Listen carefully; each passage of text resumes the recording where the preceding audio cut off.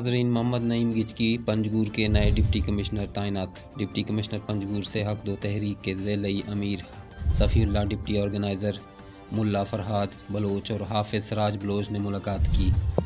Balochistan national party के ज़िलई organiser Mir निज़ाम Bloch party के दीगर रहनुमाओं के हमरा डिप्टी कमिश्नर साहब का मनसब संभालने पर मुबारकबाद पेश की। इसके अलावा बॉर्डर बचाओ तहरीक के सरबराह सऊद शम्बेज़ई कमेटी के हमरा पंजगूर ईरान बॉर्डर के अमूर पर डिप्टी कमिश्नर साहब के साथ तफसीली बातचीत की।